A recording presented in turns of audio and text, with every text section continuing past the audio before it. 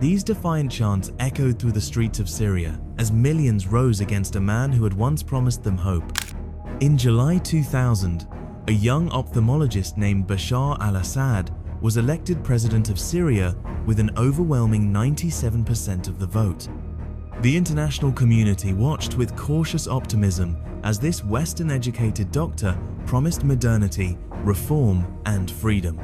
But Syria had already lived under the iron grip of the Assad dynasty for 3 decades, where dissent was crushed and fear governed daily life. We dreamed of a better future when Bashar came to power. Instead, he gave us the worst war in our history. Damascus resident. By 2024, the transformation was complete. Assad's war had killed 500,000 Syrians and forced 13 million to flee their homes or live in destitution.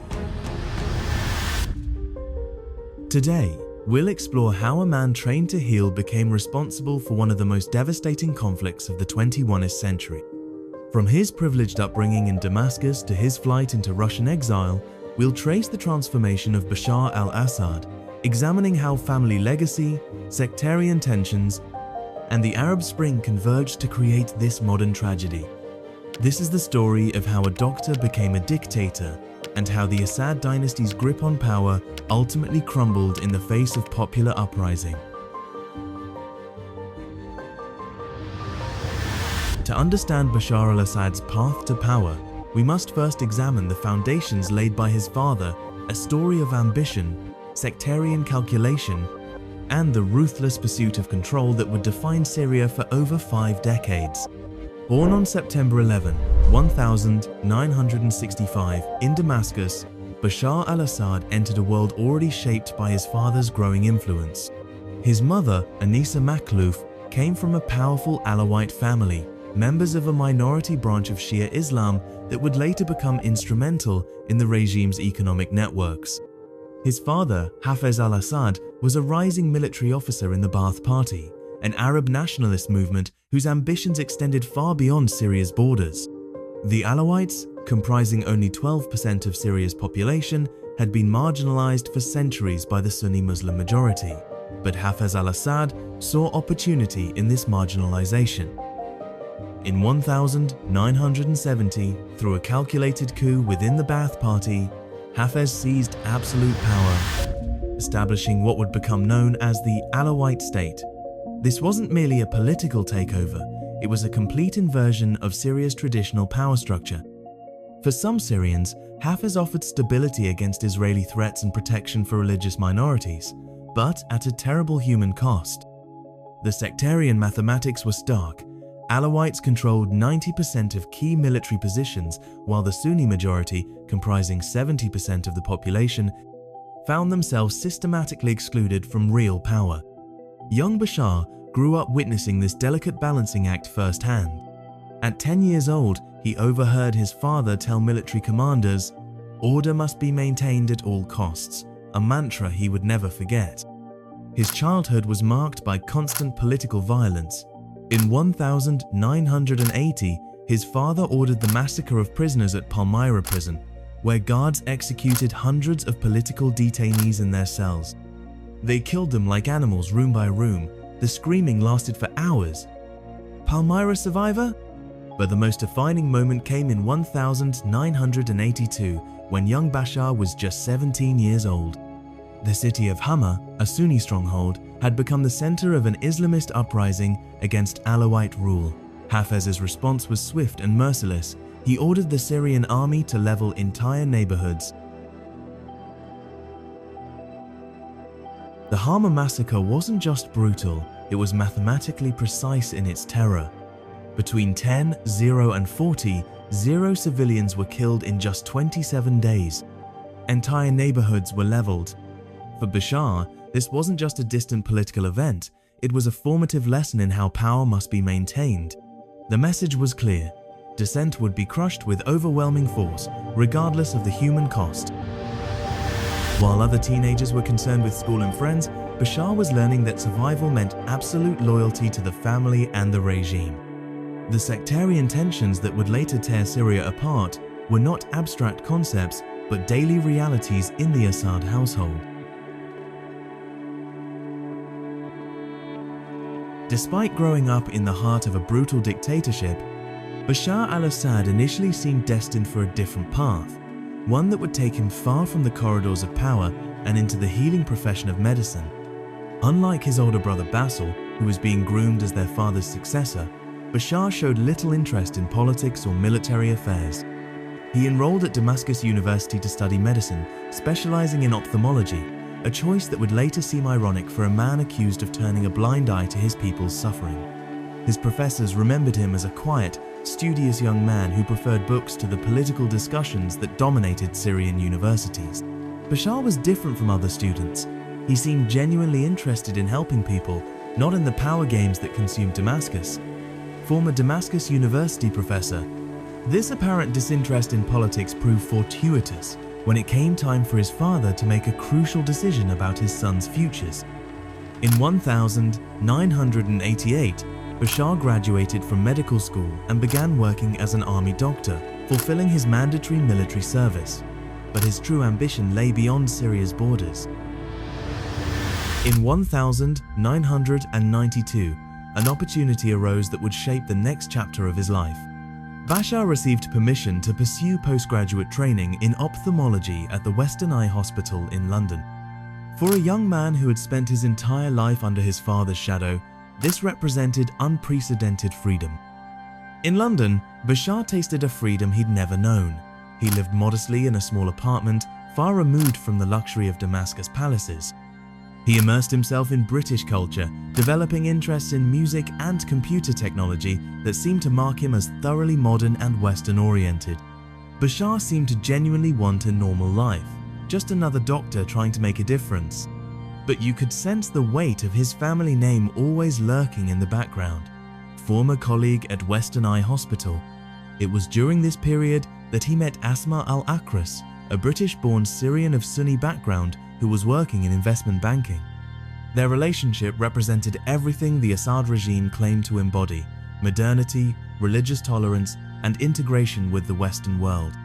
Asma was sophisticated, educated, and represented the kind of Syria that many hoped Bashar might one day create: secular, inclusive, and forward-looking. Ironically, she would later become a controversial figure herself, defending the regime's actions through carefully managed NGOs and propaganda campaigns. For nearly 2 years, Bashar seemed content with this life of relative anonymity. He attended medical conferences, published research papers, and built relationships with Western colleagues who saw him as a progressive voice from the Middle East. But on January 21, 1994, everything changed. Basil al-Assad, the heir apparent and Hafez's favorite son, died in a car crash while racing to Damascus airport in foggy conditions. In an instant, the succession plans that had been carefully crafted over decades were shattered. The phone call that summoned Bashar back to Damascus wasn't just about family tragedy, it was about destiny. In London, Bashar had tasted freedom, but Basil's death pulled him back into his father's shadow.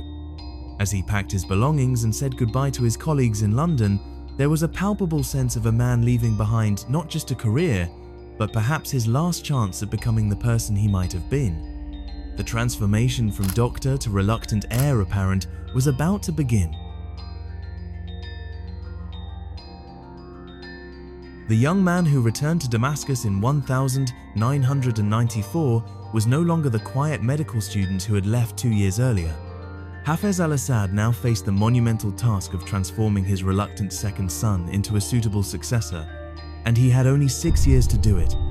Bashar was immediately enrolled in an intensive military academy program, fast-tracking through ranks that had taken his father decades to achieve.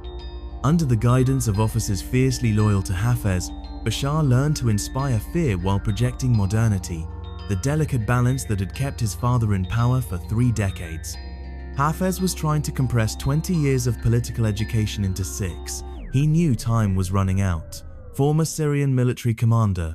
But Hafez's preparation of Bashar went beyond military training. In 1998, Bashar was put in charge of an anti-corruption campaign, a calculated move that served multiple purposes. It allowed him to build public credibility while simultaneously removing potential rivals and consolidating control over the security apparatus. the campaign was ruthless in its efficiency. Dozens of high-ranking officials found themselves under investigation, their assets frozen, their careers destroyed. But careful observers noted that the targets weren't chosen randomly, they were all potential threats to the Assad family's continued dominance. Meanwhile, international observers began to take notice of this apparent reformer. Western media portrayed Bashar as a breath of fresh air, a young, Western-educated leader who might finally bring democracy and human rights to Syria. His computer literacy and interest in technology seemed to symbolize a new generation of Arab leadership. But on June 10, 2000, Hafez al-Assad died of a heart attack, and the carefully orchestrated succession plan was put to its ultimate test. Hafez's death plunged Syria into uncertainty, but also cautious hope. For the first time in 30 years, change seemed possible. Within hours of Hafez's death, the Syrian parliament convened in an emergency session. The constitution, which required the president to be at least 40 years old, was hastily amended to lower the age requirement to 34, coincidentally, Bashar's exact age. 7 weeks later, Bashar al-Assad was elected president with 97.29% of the vote in an election where he was the only candidate. But this wasn't democracy, it was theater. The memory of Hama still haunted every Syrian household. Families whispered behind closed doors about relatives who had disappeared, about the underground cells of Sednaya prison, about the network of informants that made even private conversations dangerous. People voted for Assad not out of love, but out of terror. Everyone remembered what happened to those who opposed his father. Syrian exile? In 2000, some of us saw hope in Bashar.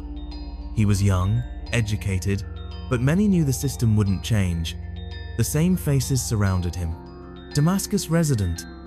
Yet the international community chose to see hope rather than fear. British Prime Minister Tony Blair invited him to London.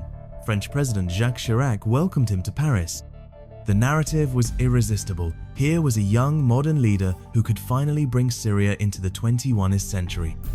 As Bashar took the oath of office, many Syrians dared to hope that the son might be different from the father. The young president spoke of modernization, economic reform, and greater political participation.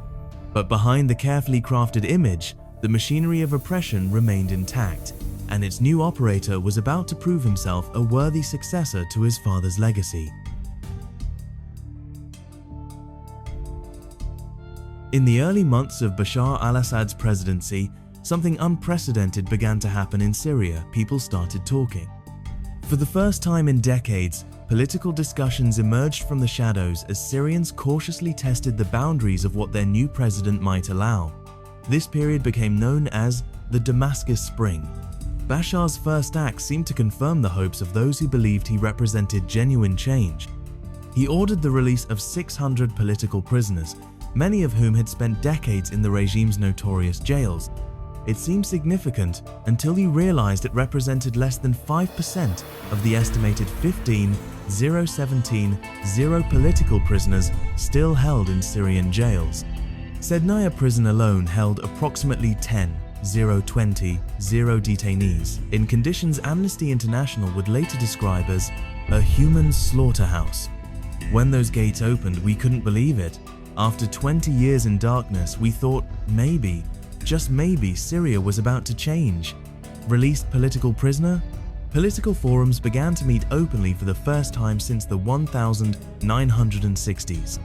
Intellectuals, lawyers, and activists gathered in homes and cultural centers to discuss democracy, human rights, and constitutional reform. The most prominent of these was the Jamal al-Atassi Forum, named after a former Syrian president, where hundreds of citizens gathered weekly to debate political reform. We thought freedom was finally possible. We debated democracy like it was within reach, but Assad was playing with us all along. Atassi Forum participant. Even more surprisingly, some restrictions on media and internet access were relaxed. For a brief moment, it seemed as though the Dr. President might indeed heal Syria's political wounds. But beneath this veneer of liberalization, Bashar was playing a much more sophisticated game than his father ever had. The Damascus Spring was not a sign of weakness, It was a calculated test. While allowing some political expression, the security apparatus carefully monitored every participant, cataloging names, recording conversations, and identifying potential leaders of any future opposition movement. We were told to let them talk, let them organize, and then we would know exactly who to arrest when the time came. Former Syrian intelligence officer. The test came in September 2001, just over a year into Bashar's presidency. Riyad Turk, a prominent communist leader and one of the most respected voices in the democratic movement, was arrested on charges of attempting to change the constitution by illegal means. His crime? Calling for genuine political reform and an end to Ba'ath Party monopoly on power.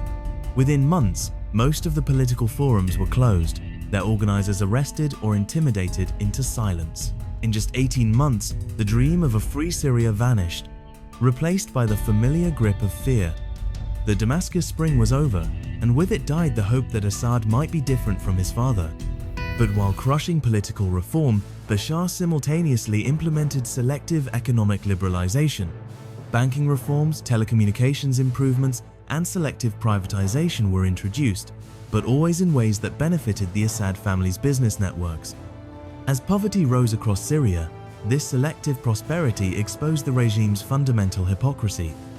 The Makhlouf family, Bashar's maternal cousins, emerged as the primary beneficiaries of this crony capitalism. Rami Makhlouf, Bashar's first cousin, built a business empire worth billions through telecommunications, banking, and real estate, all facilitated by his privileged access to government contracts and regulatory advantages. The Makhlouf family's business empire was staggering in scope. Rami Makhlouf Syriatel controlled 55% of Syria's telecommunications market. The family's total wealth was estimated at $510 billion, nearly 20% of Syria's entire GDP, of $55 billion in 2010. Meanwhile, Bashar and Asma cultivated an image of modernity that captivated Western media. Asma in particular became a media darling, featured on the cover of Vogue magazine as a symbol of Syria's modernization and women's empowerment. She spoke eloquently about education reform, women's rights, and Syria's cultural heritage, while carefully avoiding any mention of the thousands of political prisoners still languishing in her husband's jails.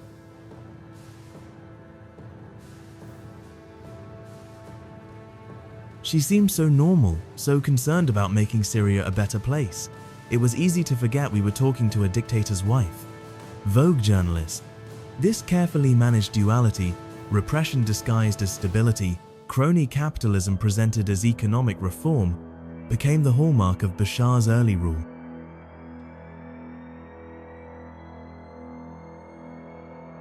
Syria had indeed changed under Bashar al-Assad, but not in the way his supporters had hoped.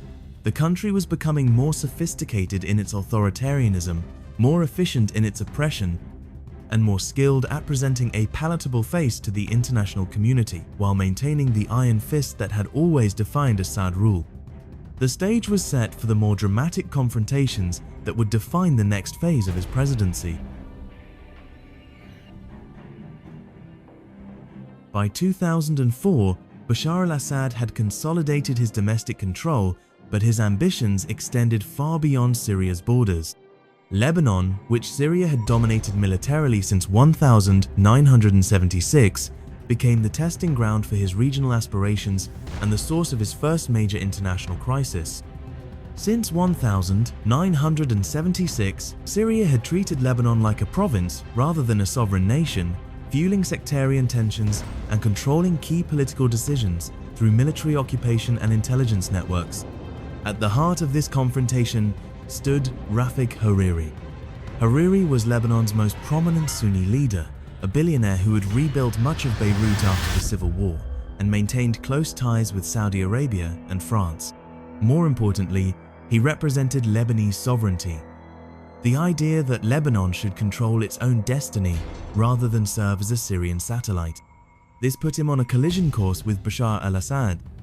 In 2004, Lebanese President Emi Lahoud's term was set to expire. Lahoud was Syria's man in Beirut, and his departure would have meant a significant loss of Syrian influence. Bashar decided to extend Lahoud's presidency through constitutional manipulation, just as his own succession had been engineered.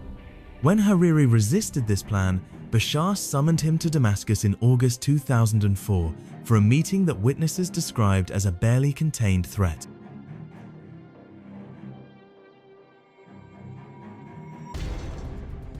Assad told him directly, "Either you support the extension or we will break Lebanon over your head."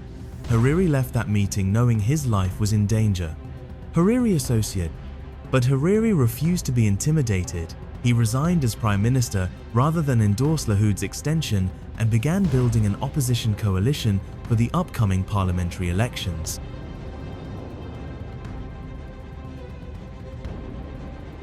The confrontation escalated to the international level when France and the United States pushed through UN Security Council Resolution 1559, calling for Syrian withdrawal from Lebanon and the disarmament of militias, as clear reference to Hezbollah, the Iranian-backed militia that served as Assad's key ally in maintaining Syrian control over Lebanese politics. For the young Assad, this represented an unacceptable challenge to Syrian prestige and his own authority. On February 14, 2005, the price of defying the Assad regime became clear. Rafik Hariri was killed when a massive car bomb exploded as his convoy passed through central Beirut. The blast was so powerful it left a crater 30 feet wide and could be heard across the city. The assassination sent shockwaves throughout Lebanon and the region. While Syria denied involvement, few believed Assad was innocent. The sophistication of the attack, the intelligence required, and the political context all pointed to Syrian involvement at the highest levels, UN investigator. But instead of intimidating the Lebanese, Hariri's assassination sparked the largest protests in Lebanon's history. The Cedar Revolution brought over 1 million Lebanese into the streets, nearly a quarter of the country's population, demanding Syrian withdrawal and justice for Hariri's murder. They killed Hariri thinking it would silence us. Instead, it awakened us. We realized we had a choice between freedom and fear. Lebanese activist. Under immense international pressure and facing massive domestic resistance in Lebanon, Assad was forced to make his first major retreat.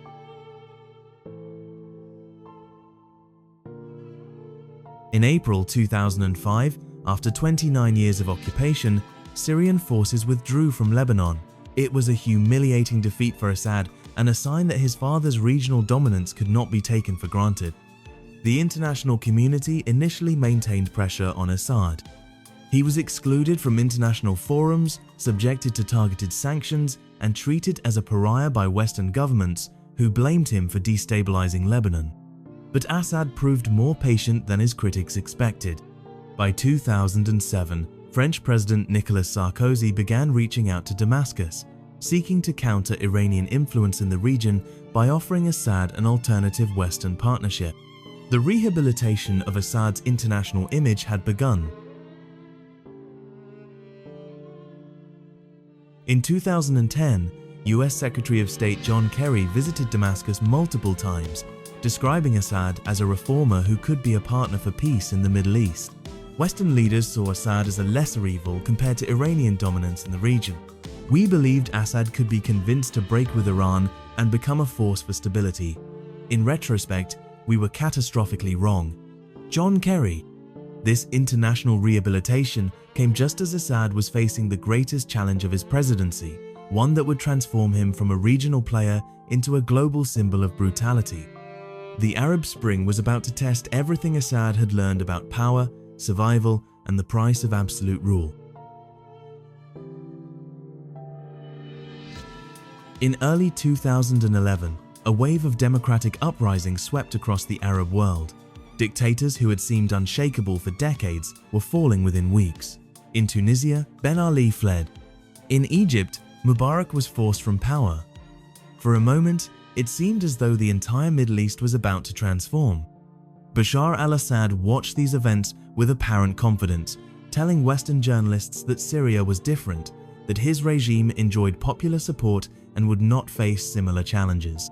Syria is stable. What you see in other countries cannot happen here because we are in harmony with our people's beliefs and aspirations. Assad interview 2011. He was catastrophically wrong. The spark came from an unlikely source, children's graffiti in the southern city of Daraa. In March 2011, 15 school children were arrested for writing anti-regime slogans on their school walls, inspired by what they had seen on television from other Arab countries. When their families demanded their release, they were told by the local security chief, "Forget your children, go home and make new ones. If you can't, bring your wives to us and we'll make them for you." It was exactly the kind of casual brutality that had kept Syrians silent for decades. But in March 2011, something had changed. Instead of accepting this humiliation, the families organized protests. On March 15, the first major protest in Damascus drew 200 people. After that, hundreds, then thousands of people took to the streets of Daraa, demanding the children's release and basic dignity. Assad's response was swift and decisive, and revealed the man he had truly become. Rather than addressing the protesters' legitimate grievances, Assad ordered his security forces to open fire on unarmed demonstrators. On March 18, 2011, Syrian soldiers killed at least 4 protesters in Daraa. Assad chose total repression, convinced that any concession would be fatal, exactly as his father had learned in Hama. For Assad, compromise meant weakness, and weakness meant death. But instead of ending the protests, the killings amplified them. Funerals became rallies, rallies became protests, and protests spread to other cities. By April 2011, weekly protests involved over 100 people across multiple cities. When they killed those first protesters, they killed something in all of us, our fear. We realized that staying silent wouldn't protect us anymore. Syrian female activist. As Kurds, we had hoped for rights and recognition. Instead, Assad crushed everything: our language, our culture, our dreams. Kurdish activist. By December 2011, the UN estimated 50 civilians had been killed. The crackdown escalated with methodical brutality. Tanks surrounded protest sites. Snipers targeted demonstrators from rooftops. Hospitals treating wounded protesters were raided by security forces. Between 2011 and 2018, Amnesty International estimated that 13 people were secretly executed at Sednaya prison, an average of 20-50 executions per week. The Syrian Network for Human Rights documented 128 people who were forcibly disappeared in Syrian government detention centers. What happened at Sednaya wasn't just torture, it was a systematic program of extermination designed to break the Syrian people's will to resist. Amnesty International investigator. But Assad's strategy went beyond simple repression. In a calculated move that would have profound consequences, Assad began releasing jihadist prisoners from Syrian jails while continuing to arrest peaceful protesters. The orders were clear: release the Islamists and arrest the Democrats. Assad wanted to turn the revolution into a terrorist movement that the West would oppose. Syrian intelligence defector. This strategy worked exactly as intended. As peaceful protesters were gunned down and tortured, some began to take up arms in self-defense. The Free Syrian Army formed from defecting soldiers who refused to fire on civilians.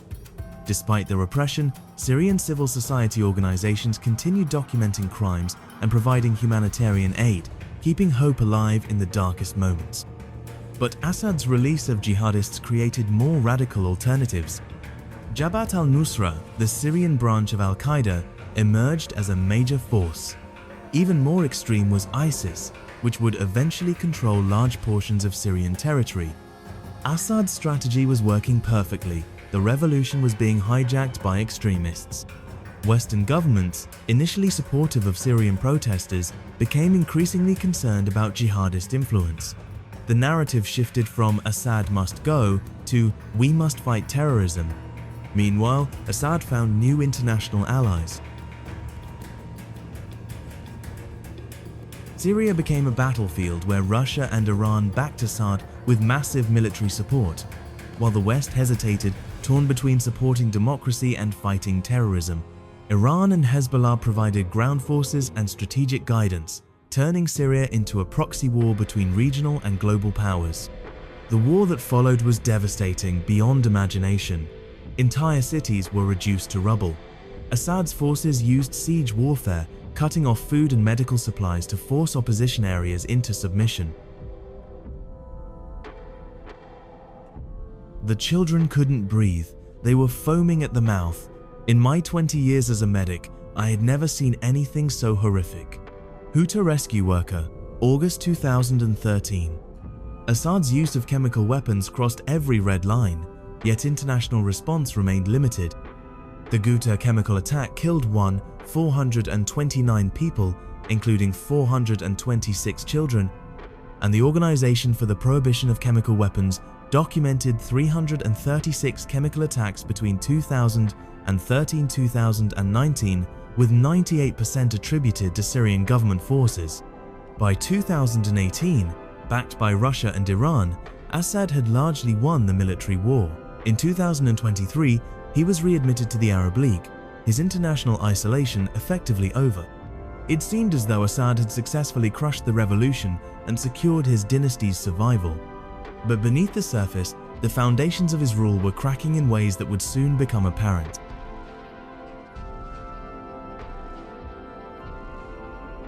By November 2024, Bashar al-Assad's victory appeared complete. International sanctions were weakening, Arab governments were normalizing relations, and opposition forces seemed permanently weakened. But in the volatile landscape of Middle Eastern politics, apparent stability can shatter in a matter of days. The final act began in Idlib province. For years, Idlib had served as a dumping ground for opposition fighters evacuated from other areas under so-called reconciliation agreements. Assad's strategy had been to concentrate all opposition forces in this single province, making them easier to monitor and eventually eliminate. But this concentration also created an unexpected opportunity. Hayat Tahrir al-Sham, led by Ahmad al-Shara, formerly known as Abu Muhammad al-Jolani, had spent years transforming itself from a jihadist organization into something resembling a conventional military force with territorial control. HTS, once linked to al-Qaeda, had reinvented itself as a local force aiming to govern Idlib rather than wage global jihad.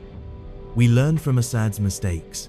Instead of ruling through fear, we tried to provide services, win hearts and minds. We were patient, HTS commander. The opportunity came when Assad's international backers were distracted.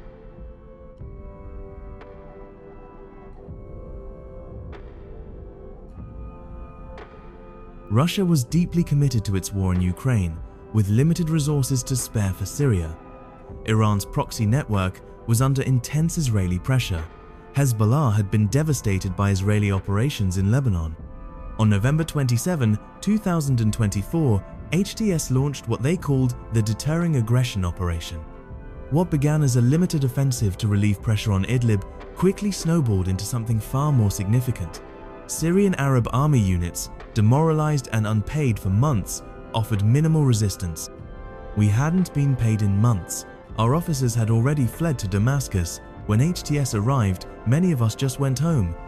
Defecting Syrian soldier. Within 48 hours, opposition forces had captured Aleppo, Syria's largest city and Assad's greatest symbolic victory. The psychological impact was enormous. If Aleppo could fall so quickly, nowhere was safe for the regime. Homs fell next, then the Damascus suburbs. Each victory brought more defections as Syrian military units switched sides or simply dissolved. Assad's final hours in power were marked by the same paranoia that had defined his rule. According to later accounts, Assad trusted no one, not his brother Mar, not his closest advisors, not even his Russian protectors. Assad became convinced that everyone was plotting against him. He saw betrayal everywhere, including in Moscow. Russian diplomat? On December 8, 2024, as opposition forces entered Damascus, Bashar al-Assad made his final decision as president. Rather than fight to the end or negotiate a transition, he fled to Russia. Assad was reportedly extracted by Russian agents in a carefully planned operation, leaving even close aides behind who had served him loyally for years. When we heard Assad had left, we celebrated in the streets. But then we looked around and wondered, what comes next? The fear of an uncertain future lingered. Damascus resident. The man who had once promised to die in Syria rather than flee had chosen exile over courage.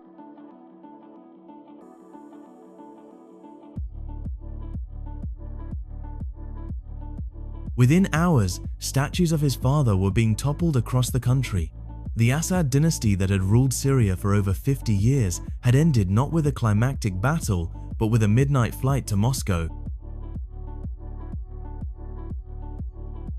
But Assad's fall brought new challenges. Reports emerged of revenge killings against Alawites and other minorities. The same sectarian tensions that Assad had exploited were now threatening to tear Syria apart in new ways. Assad destroyed our country in our name. Now we pay the price for his crimes. Alawite refugee fleeing to Lebanon. Without Assad, Syria now faces the monumental task of overcoming decades of division and building inclusive governance. The challenge is avoiding a new cycle of violence while addressing the wounds of over a decade of war. The question that remained was whether Syria could build something better from the ruins of the Assad era, or whether the cycle of violence would simply continue under new management.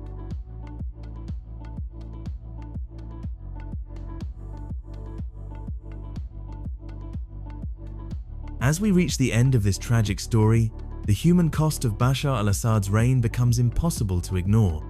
Between 2011 and 2024, conservative estimates suggest that 350, 0 to 500, Syrians died in the conflict he initiated rather than accept peaceful change.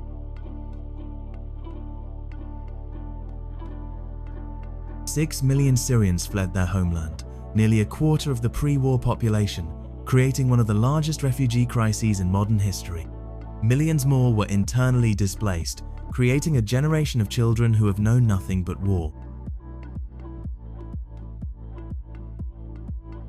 I dream about my house in Aleppo, but when I wake up, I remember it's gone. Everything is gone.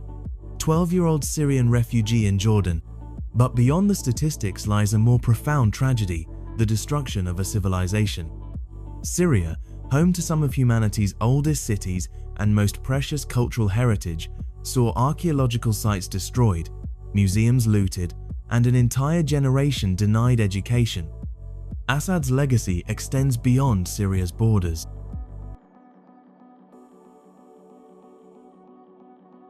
The refugee crisis destabilized neighboring countries and contributed to political upheaval across Europe. The rise of ISIS from Syrian chaos brought terrorism to global capitals. Today, Assad remains in exile in Russia, reportedly under virtual house arrest. Unconfirmed reports suggest Assad lives in isolation in Moscow, with rumors of a failing marriage to Asma and a deteriorating relationship with Putin. He faces potential war crimes prosecution if he ever leaves Russian protection. He's a man haunted by his choices. He destroyed everything he claimed to love: Syria, his family, his people's future. Former Assad aide. The man who once promised to modernize Syria instead became a symbol of everything wrong with authoritarian rule in the 21st century.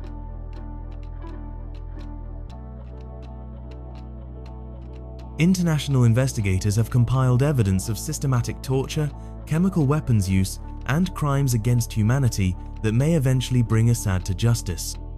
But perhaps the most damning aspect of Assad's legacy is what Syria might have been.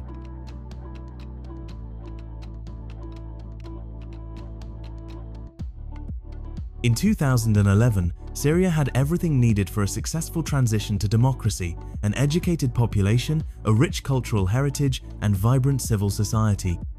Assad's choice to respond to peaceful protest with violence destroyed all of that potential. The question that haunts Syria today is whether the country can rebuild not just its cities, but its social fabric. Assad's deliberate strategy of sectarian division has left deep scars. Alawites fear revenge for their community's association with his regime. Sunnis remember decades of oppression. Religious and ethnic minorities worry about their place in a post-Assad Syria. Assad didn't just destroy our buildings, he destroyed our trust in each other. rebuilding that will take generations. Syrian democracy activist. Yet there are also signs of hope.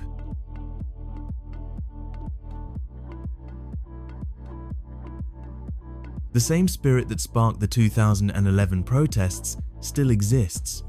Syrian civil society organizations, despite years of repression, are working to rebuild their communities and bridge sectarian divides. Syrian NGOs and international organizations like the UN are beginning work on reconciliation and reconstruction, though the path ahead is long and uncertain. A new generation of Syrians, shaped by the struggle against Assad's brutality, is determined to create a different kind of country, one based on citizenship rather than sectarian identity, on accountability rather than impunity. We survived Assad's war. Now we want to build a Syria that belongs to all of us: Christians, Muslims, Kurds, Arabs. We've seen what hatred brings. Young Syrian activist, the story of Bashar al-Assad serves as a cautionary tale for our times. It reminds us that educated backgrounds and Western training mean nothing without moral courage. It shows us how quickly a country can descend into chaos when leaders choose power over people. Most importantly, it demonstrates that no dictator, however powerful, is permanent, and that the human desire for freedom and dignity can never be completely extinguished. As Syria begins the long process of healing from Assad's reign, the world watches to see whether this ancient land can finally build the modern, democratic future that its people have sacrificed so much to achieve. The doctor who became a dictator is gone. Whether his victims' dreams of a free Syria can become reality remains to be written. Syria's story reminds us that freedom is fragile and precious. It's up to all of us to protect it wherever we are in the world. If this exploration of how power corrupts and the price of authoritarianism has given you insights worth sharing, please hit that like button, subscribe for more in-depth analyses of contemporary history, and share your thoughts in the comments below. Your engagement helps keep these crucial conversations alive, so don't forget to share this video with others who need to understand the cost of tyranny and the courage required to build something better. Until next time, stay informed, stay engaged, and remember that democracy requires our constant vigilance. See you soon.